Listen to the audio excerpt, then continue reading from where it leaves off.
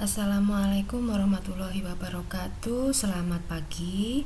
Pada perkuliahan pagi ini tanggal 12 Oktober 2021, saya akan menyampaikan materi tentang tautologi, kontradiksi, dan kontingensi.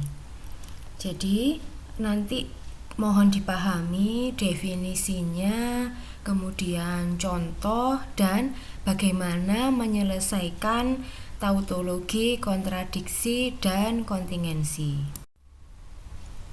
Yang pertama adalah definisi tentang tautologi. Sebuah pernyataan majmuk dikatakan sebagai tautologi jika pernyataan tersebut selalu bernilai benar untuk semua nilai yang mungkin dari pernyataan-pernyataan komponennya. Jadi ketika Anda mengerjakan tautologi, kontradiksi, dan kontingensi, Anda lihat pada tabel kesimpulan. Jadi yang di belakang sendiri. Nah, disitulah yang membedakan antara tautologi, kontradiksi, dan kontingensi. Contohnya, misalkan ada soal seperti ini. Gunakan tabel kebenaran untuk menunjukkan bahwa pernyataan berikut ini merupakan tautologi. Nah, ini kan adalah sebuah pernyataan. P disjungsi dalam kurung negasi P. Nah, ini tabel kebenaran yang kita gunakan untuk menyelesaikan dari soal ini. Kalau membuat tabel kebenaran, itu isinya sesuaikan dengan apa yang diminta. Tadi kan yang diminta kan P disjungsi negasi P. Maka kolom yang harus ada di tabel tersebut, yang pertama adalah pernyataan untuk P, lalu pernyataan untuk negasi P, dan yang terakhir kolom untuk pernyataan P disjungsi negasi P. Nah, sudah ada semua, baru diisikan. Pada pernyataan P diisi dengan dua nilai kebenaran, benar dan salah. Nah, setelah itu baru dinegasikan. Kolom negasinya tentu saja menyesuaikan dengan definisi yang sudah kita pelajari, bahwa negasi dari B maka S, negasi dari S maka B. Nah, setelah itu baru selesaikan yang kolom terakhir. Kolom terakhir ini kan P disjungsi negasi P. Nah, kita kembali lagi ke tabel kebenaran yang sudah dibuat minggu lalu. Kalau pasangannya benar salah, pada disjungsi kesimpulannya benar. Kalau salah benar, maka kesimpulannya benar. Nah, lalu dilihat tabel terakhir, tabel yang paling kanan sendiri, yang berbunyi P disjungsi negasi P. Nah, kolom ini dilihat apakah isinya B semua? Ya. Berdasarkan tabel tersebut, semua baris pada kolom ketiga nilainya benar. Nah, maka pernyataan ini P disjungsi negasi P adalah tautologi. Kenapa? Karena kesimpulannya menghasilkan nilai yang benar semua sesuai dengan definisi dari tautologi.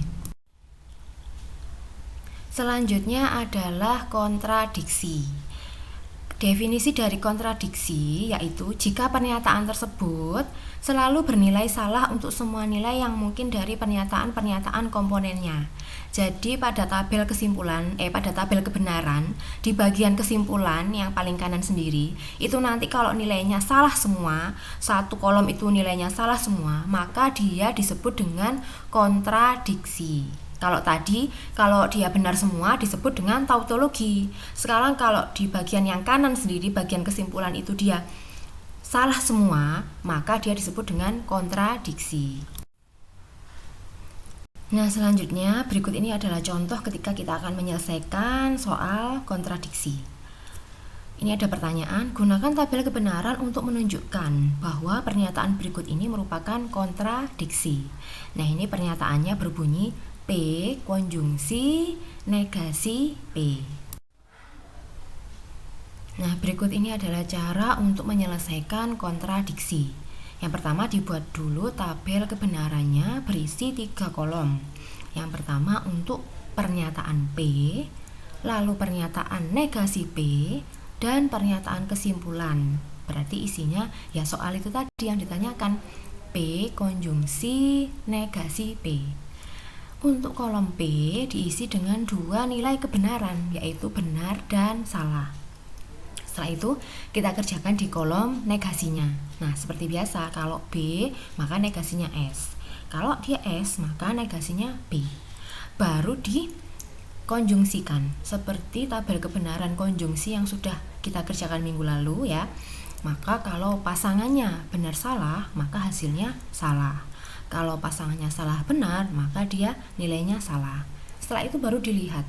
Berdasarkan tabel tersebut, semua baris dalam kolom ketiga bernilai salah. Jadi pada kolom P konjungsi negasi B itu semua isinya salah.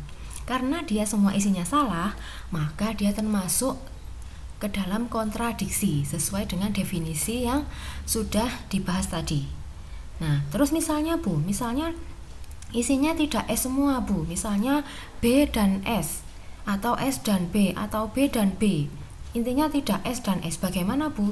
Ya berarti Anda jawab bukan kontradiksi dengan menjelaskan alasannya. Kenapa? Karena pada tabel kesimpulan tidak berisi salah semua. Jadi ketika Anda memberikan reason atau alasan itu harus kembali ke definisi. Kenapa kok dia tidak disebut dengan ini? Karena alasannya apa? Ya kembali lagi ke definisi. Sekali lagi, kalau Anda menjelaskan suatu jawaban itu kembalikan ke definisi. Nah, yang terakhir adalah kontingensi. Kalau tadi tautologi isinya benar semua, kontradiksi isinya salah semua. Kalau sekarang kontingensi, pernyataan itu akan disebut dengan kontingensi kalau di tabel kesimpulan berisi nilai benar atau salah. Jadi campuran, ada benar ada salah, maka dia disebut dengan kontingensi. Contoh soalnya seperti ini. Gunakan tabel kebenaran untuk menunjukkan bahwa pernyataan berikut ini merupakan kontingensi. Nah, ini ada pernyataan P implikasi dalam kurung Q konjungsi P. Nah, ini kita buat tabel kebenarannya sesuai dengan yang dibutuhkan pada pernyataan ini. Nah, ini adalah tabel kebenaran untuk menyelesaikan pernyataan P implikasi dalam kurung Q konjungsi P. Nah, ini tabelnya agak banyak ya, karena memang pernyataannya juga agak panjang. Otomatis tabelnya menyesuaikan dengan pernyataan tadi. Jadi yang dibutuhkan apa, yaitu kita buatkan kolomnya. Nah, yang pertama adalah tabel untuk pernyataan P, yang kedua tabel untuk pernyataan Q, yang ketiga tabel kolom untuk pernyataan Q konjungsi P, dan yang terakhir adalah kolom untuk P implikasi dalam kurung Q konjungsi P.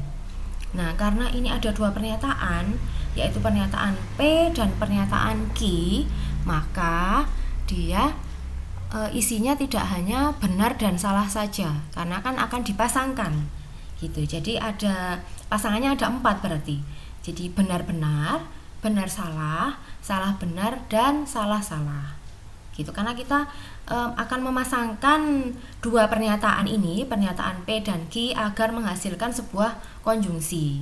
Kalau cuman benar salah dan salah benar, nah padahal kan ada hasil yang lain gitu loh. Jadi ditulis 4 baris. Jadi pasangannya ada benar-benar, benar salah, salah benar, dan salah salah.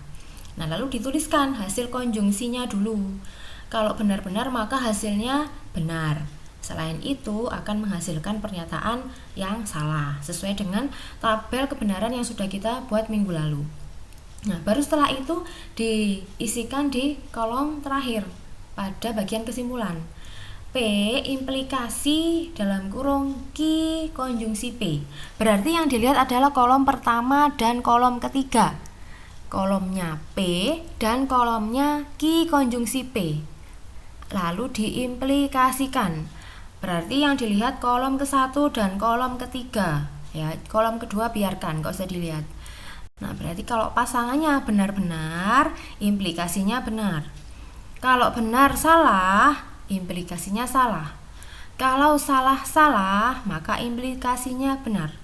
Kalau salah, benar. Yang keempat sama juga dengan yang ketiga. Salah-salah maka implikasinya benar. Nah, pada kolom yang keempat ini dilihat kesimpulannya. Berisi gabungan antara benar dan salah. Maka hal ini sesuai dengan pernyataan dari kontingensi bahwa apabila dalam kesimpulannya berisi benar atau salah, maka pernyataan tersebut merupakan kontingensi, begitu. Jadi kalau tadi benar-benar maka dia disebut tautologi, kalau kontradiksi dia isinya salah semua, sedangkan pada tabel kontingensi isinya benar dan salah. Jadi gabungannya. Gitu ya. Sudah paham ya beda-bedanya ya? Nah, itu tadi adalah penjelasan tentang tautologi, kontradiksi, dan kontingensi.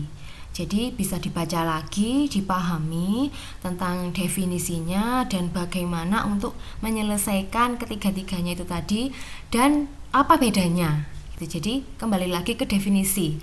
Kalau Anda paham definisi, pasti bisa mengerjakan tautologi, kontradiksi, dan kontingensi.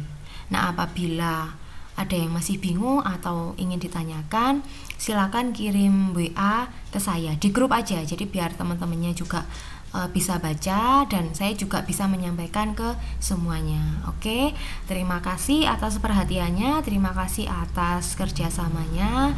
Saya sampaikan selamat pagi. Assalamualaikum warahmatullahi wabarakatuh.